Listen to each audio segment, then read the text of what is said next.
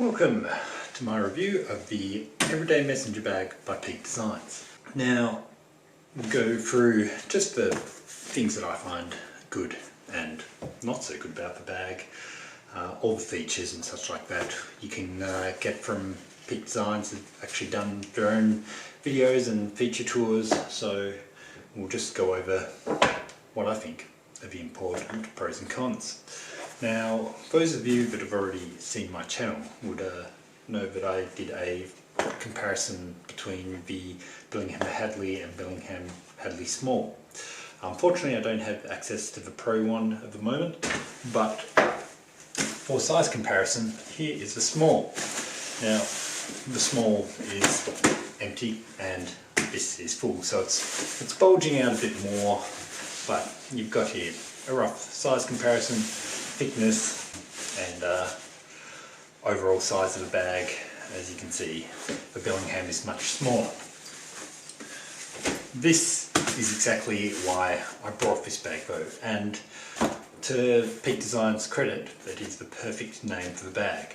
Where I was finding the Billingham to fall a bit short was the everyday carry of it. Overall, still love this bag. If you want to buy a Billingham because you like the Billinghams, it's still a great bag, but I will go over the strengths of this bag. Right, so as I said, Everyday Messenger, I can go to work, I can put my lunch in it, I can throw a jumper in this, I can carry laptops, tablets, etc. Bottles of water. Now, one of the problems with the Hadley was you had to carry a bottle of water. It was just far too small to fit in the bag. I might do a video on that later. I did find a solution, but that's another topic. So, in my search for a drink bottle, I actually picked up one of the Fred water flasks.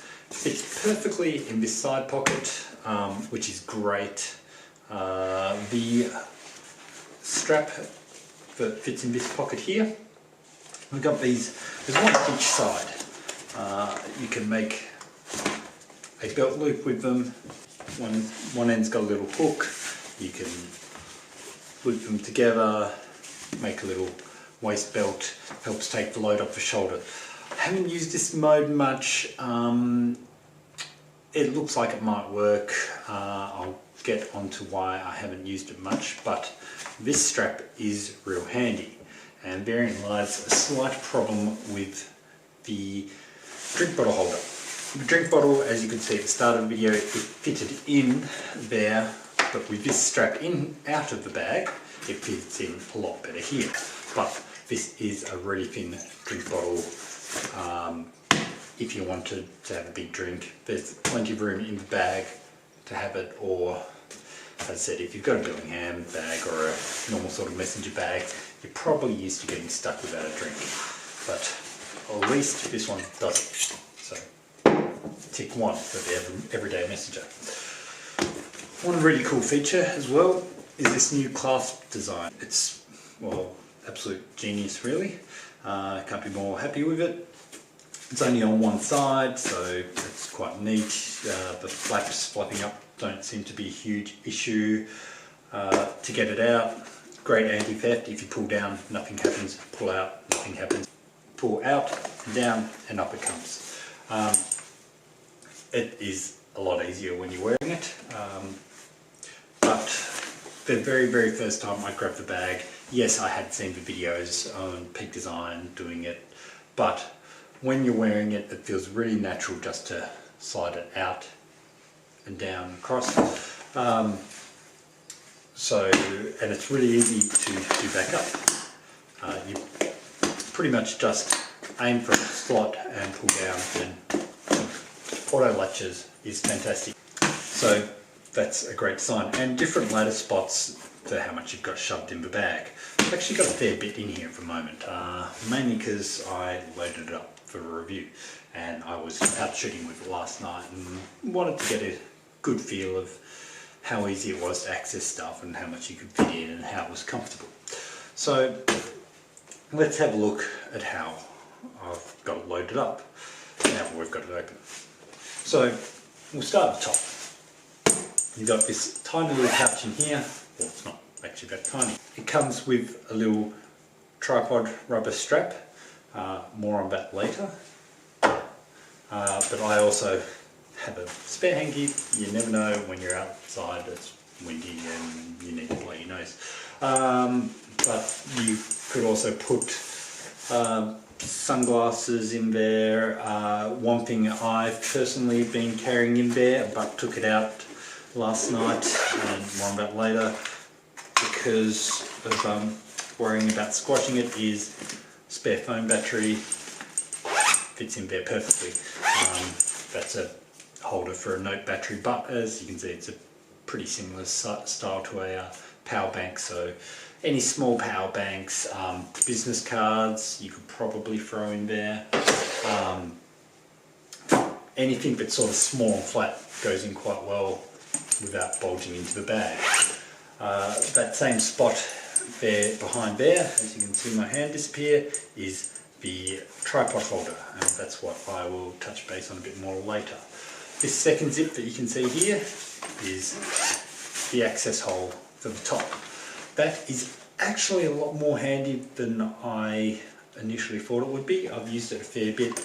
Walking down the street, the bag's closed, you want to quickly grab the camera, just hand in there and pull the camera out. It would help if you didn't have a fun big eye cup on there, but anyway, it's easy enough access. Yet again, everything is easier using the bag when it's not sitting on top of the countertop and on you. But for the sake of visibility, we'll go with countertop.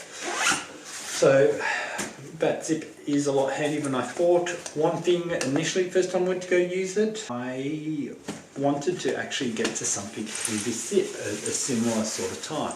And I thought, well, that's a bit of a pain because you can't get to this zip when you're going through this zip.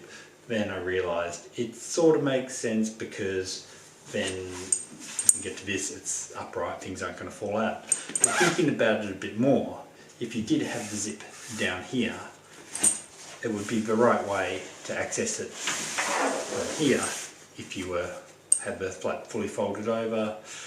6 of one, half a dozen of the other. I'm sure they thought about it, but yeah, I think it would have been a cool feature. You can get to this pocket here when you are going through this zip. There is a pocket here. I shoved my sunglasses in there. You could put lens caps. Mobile phone fits in there quite well. I have a large mobile phone as well, and it fits in. Which actually, the side pockets are also really great for mobile phones. I was at a wedding last weekend, and phone on silent, in the side pocket, never fell out, and it was easy grab if I needed it. So inside the bag we have camera. I sit just on the top. We'll get to that, what I mean by top, shortly.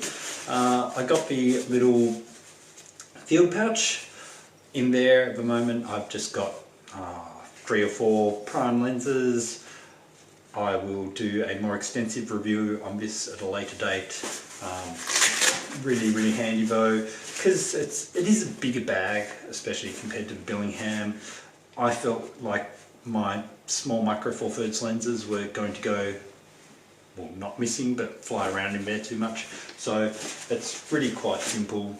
You just pop them in this little bag. It's got a few padded sections. Also fits in this bag really well, either both sitting in like that. It's easy to move. It's a bit different shape inside than your classic camera bag, which I will just grab. For example, in your traditional camera bag where everything is round and all the sections are square, this is a different case. Instead of fitting the round object in square holes, you're fitting them in whichever size and shape holes that you like. You can make round holes, but I'm finding the space a lot more usable than the Billingham space. What I have in here at the moment is at the very end, I'm putting my 40 to 150 f2.8. I can actually fit the lens hood on this. Actually, it doesn't take up any more or less bag room with the lens hood open as the lens hood closed, because it goes up high enough that it's chewing up that space. Makes it really easy to grab and use on the go. The Billingham, I had to take the lens cap off, and this would go the full height of the bag, and it rode off a quarter of the room of the bag. Yeah, about a quarter, third maybe even. With this one, I pop it in there. I've got their little, one of their little origami dividers. So these you can shape into however you like. I'm using all of them the same way, which I put them in like that. And then when I pop the lens in here, I fold it flat-ish, which I'll show you a bit closer. Works yet again better if it's in position rather than holding things in the way that you don't normally use it. So I'm shooting with the 40 to 150. I've got that on the camera. I want to swap to my 7 to 14. I can come to the other side, flick up this little thing and see how easy it is to do. I'm not even looking at it. Pull that one out and I can pop this one in the spot that it came out. Super easy, and pop that one back in there and then close the top, which it sort of caught because I didn't put it in very well. But anyway, so those are really handy. I've got one set up similar sort of shape each side, just so I can do that swapping between the main two lenses, because I don't have a 12 to 40 at the moment. Let's not dwell on that. But because they're sort of, you can make so many round shapes in there, you're caught with little funny gaps. Little funny gaps are handy for camera straps. I don't always shoot with a strap on. I find it, like camera, you don't need to always have a strap, but it's handy to have on you. Little square hole shapes are great for little square shaped objects like the Fuji SP1, which might do a video on that. Quite a handy device, especially if you already shoot Instax, which on that matter, those little square holes, you could fit an Instax camera if you had made partitions the right size. So just because it's a square shape, at least you can define the square shape and fit whichever object size you want in. Like it could be a flash. Flash would be a great size for that. Little lens cloths, other great things to fit in the small little corner things, which you should be able to see in here. Even if I butt this partition all the way up to here, I'm still going to have little pockets. Yet again, I refer you to Peak Designs videos. Art did a great product tour showing the different configurations you can use. This is just what I have found in limited time of about a week and a half. I've decided I like to use. So close that one back off for now. Open this one up, and in here, besides yet again another lens cloth, I keep two flashes, one really small, one reasonably small. I shoot a lot of strobe stuff, love playing in my wireless flashes. I shoot with the OMD and the GX8, so no built-on flashes, so I always carry around at least one, if not two, flashes. So that yet again is chewing up the same amount of space for the two flashes on the lens as I'm using for this wide angle lens, which, yes, I'm demonstrating this on micro four thirds, but seriously, these Pro Olympus lenses are the same size as your average APS-C sensor lenses, or even small full frame. I used to shoot Nikon full frame and mainly shot primes, and yeah, these are bigger than most lenses I had, so this video should still make relevance to people which don't shoot micro four thirds. So if you've hung it this long, keep going, because it's relevant, hopefully, maybe, perhaps, probably. But anyway, flash is in there. Then once I've got it all loaded up, if I can get it back loaded up, close off those things, put my printer back because it'll look a bit better. I've now got a dead flat platform to go here.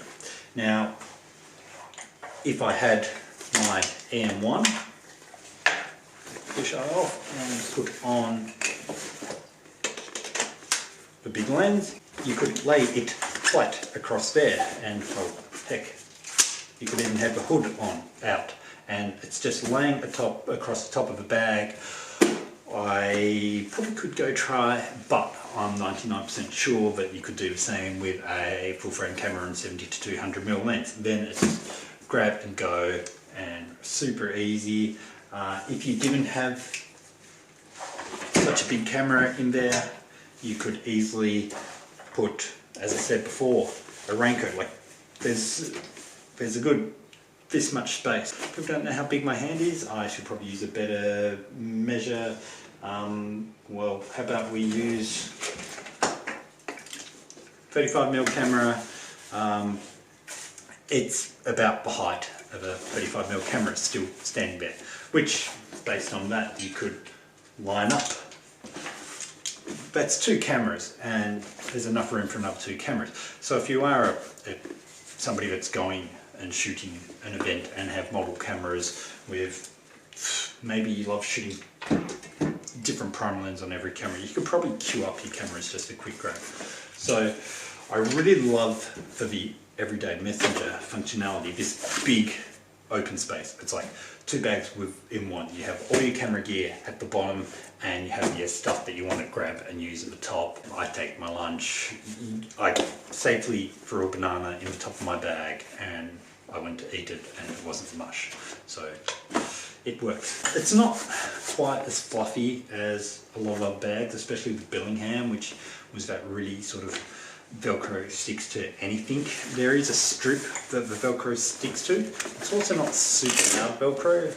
It still sounds like Velcro, still works like Velcro, but it's not a fluffy inside. It's like well, it is a material, but it feels like it would be hard wearing. Some of the Velcro based bags get really fluffy and horrible, and you start to wonder whether Velcro will even stick to it. So to me, that's a plus. Moving on to this other section. Now this is where I had to change my thinking a little bit compared to the Bellingham. I use the front pouches of the Bellingham a lot. These pouches really take an enormous amount. I used to put 1-2 flashes even in these pouches if I organised them right. First thing I did when I got the Everyday Messenger was try to load it up exactly the same as I've got the Bellingham, and I'm probably still finding my way in how I should be loading it, which is probably why the bag's so fat at the moment. Razors at each end, of course, but in here is sort of your accessory zone. You have in here these stretchy fabric pockets, which are great. I do love them. Green and red. I'm not really utilising that right now, but it's great for if you have flat stuff, charged stuff. It's great for just throwing bits and bobs in this section. These pockets are relatively big. I'm carrying a notebook, a little tiny reflector in fact, a couple of lens pens and an actual pen, card reader and OTG cable, a spare tripod stand. Never know when that'll come in handy, especially when using stroker stuff. And normally I have my flash triggers in here. They're on walkabouts. I think I know where they are. They are over there. But yeah, I've got these small triggers and bigger triggers, but that's a whole other story and maybe a video for another day. Some coins, some mints, but in here as well we have spare batteries, which in fact are actually color-coded correct. I have a fully charged in the green section on the D battery. I have some spare button cells for my wireless triggers, and I do believe these are actually flat, so I'll pull them out of the bag to charge them. AA batteries. So you've got more little stretchy pouches here. Got a fair bit of stretch in them, but as I said, or as you could see, perfect size for, it's a 4 AA batteries fit in there, like people love. So I won't put them back because they're flat. You could probably put business cards and all that sort of stuff in these as well, but yeah, they're handy to have, but I don't feel like you can comfortably put as much in there as what you could in the front pouches of the Billingham. That being said, they were 2 individually small pouches. This is 1 big pouch, and you can probably put more in here, but it will become bloated, and I like the look of the slim bag. Now, for example, now we've got some stuff emptied out of it, you can actually do it up to the very bottom rung, and it's a lot more sleeker. Moving to the back section of the bag, we have another zip. All the zips are sort of look like they're waterproof enough. I'm not going to take a drenching, but they've got that little seam on there, and they do say it is weatherproof. You've got a huge section which you could fit some paper documents. They say that it will take a 15-inch MacBook. Now, that would be one of the modern Retina MacBooks. Me, I am old and poor, and this is actually not even working. But this is a 2011 MacBook Pro. It's the bigger, chunkier one. Even still, if you're not using an Apple laptop, you would be going to fit your Windows 15-inch notebook in there, because even my 2011 MacBook Pro is smaller than most, and as you can see, it actually fits, but I can't do the zip up. So a short trip, not raining, you just needed to get your laptop somewhere, and you had a older MacBook Pro, you would be okay. But mainly for ultra small or ultrabooks and thin laptops, etc. I haven't tried it, but my work Lenovo X1 Carbon would fit in like a dream. What they also have in the back is a 10-inch tablet part.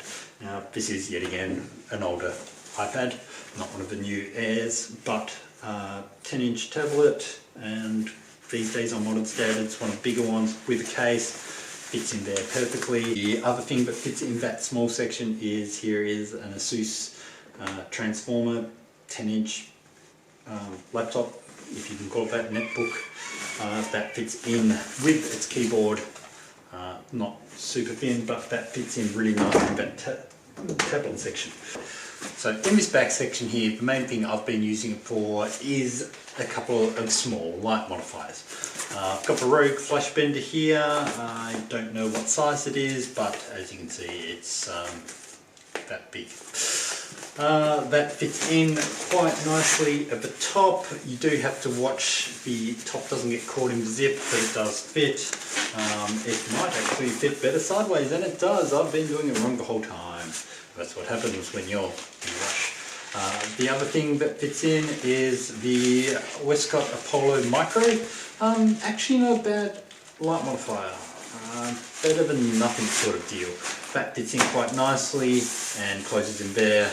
It's also got, as I said, good for papers. Can hold a pen in the back section there. Now, onto the tripod. To mount your tripod, you get it. Make sure that, one thing they didn't mention, you'll figure it out. I did the very first time I went and got it. But you've got your 2 foam legs. You might only have 1 leg warmer on your tripod, but mine's got 2. Leave them on the outside. A, it's less to bump your arm against. B, it's skinnier, so it's easy to go through. So you thread it through the hole. Now, one key thing is make sure that you have the head end at whichever end is going to be your shoulder strap. In this case, this side for me.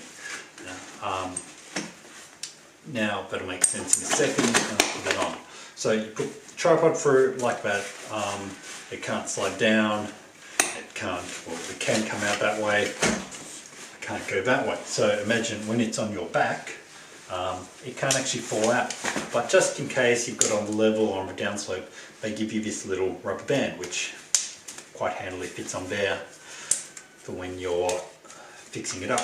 Now, first time I went to use it, I actually extended out the smallest part of my legs. I've also got a really small tripod. You put this little rubber thing on the end. Now the problem is, even using the thicker section of my leg, that's quite loose. It's probably not going to fall off, it'll get snagged in rubber. What I did when I was using the small ends was I was able to stretch and double it over, and it wasn't very elegant and a bit fiddly to get off. So that, I think they've made for bigger tripods, but it still works with smaller tripods. One thing to note, it was really quite surprisingly comfortable carrying around a tripod, and I had a lot of camera gear on me on one shoulder, which I will put this bag on now, finally. So, as you can see, the tripod head's at the top, and the camera capture clip is at the bottom. Whilst I have it on, I'll cover the feature which I'm both happy and disappointed with. Yes, both can happen. The bag strap is actually really nice. It's got just the right amount of padding. I find the width of it quite comfy. I like the fact that it's not a floating shoulder pad. They never work for me. They never stay put. The strap never stays in place. It does really naturally sit like this. The latch, now this is where we get into real pros and cons. The latch, this is fantastic. I have the slide, I think it is, the bigger camera strap, and what you saw earlier in the video is the smaller version which they released with the Kickstarter as well.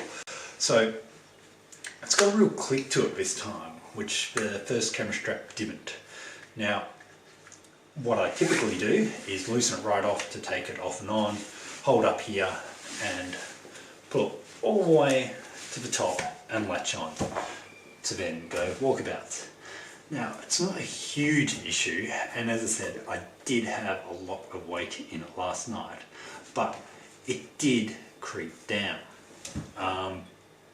Not enough that you were there fixing it every time, but it's something that when you went to change a bit of gear, or if you were idle hands walking along, you would just give it a quick open, tighten it up and back down. So it would have just been nice to have it lock in and you knew that it was locked in. But not a big one. If you have a bit of obsessive compulsive, it might affect you. Now, whilst it's like that, the other part that I quite like, I only have used this mode a little bit, is having the camera strap like this actually takes a lot of weight off the shoulder. I can see myself using this mode, especially with things like macro photography. It will stop the bag sliding everywhere a lot more than I can see using the waist belt, just because it's a waist belt and it'll look a bit silly and it'll force the bag to sit more level on you. But this mode here is pretty cool in my opinion. It might look a bit dorky, but if it's taking weight off your shoulder, a long day of shooting, it's worth it in my opinion. So it makes it very stable on your back. One other small thing to note though is the handle. One of the reasons why I chose the Billingham Small over the Pro, I was actually at one point, before this bag was announced, I was very close to getting a Billingham Large, I think it is, the one without the handle. I don't like the handles on Billinghams, they stick up something massive, and I just think it looks a bit messy. Now this is a really sleek handle, it's still really easy to grab, but when it's down it's not really subtracting from the looks. But short of that, there's not really many complaints, just this bottom bit can get really chunky really quickly. Maybe another insert, or maybe another style insert, maybe a shorter series for Micro Four Thirds users. It's not really a big issue having the big sections to me because of all the Pro gear, but the small primes, it doesn't fit great without that field pouch. Overall, really happy with the bag. If I had to choose one bag out of this and the Billingham, it would be this just for the everyday features of it. Yeah, happy with the purchase, would recommend. Full disclaimer, as you probably guessed, because it's not like I'm a huge amount of videos behind my name. I purchased this on Kickstarter with my own money, so there's no conflict of interest. This isn't a Peak Designs say everything awesome about our product video. But yeah, I'd recommend, if you want to try a messenger style bag, give this one a go. Rides a lot better than my other bags, mainly due to this hinge thing. If you've ever used a bigger messenger bag, which I don't have my big messenger bag at the moment because it's on loan to somebody, then yeah, you understand why this is great. But highly recommended. Two thumbs up from Jeffrey.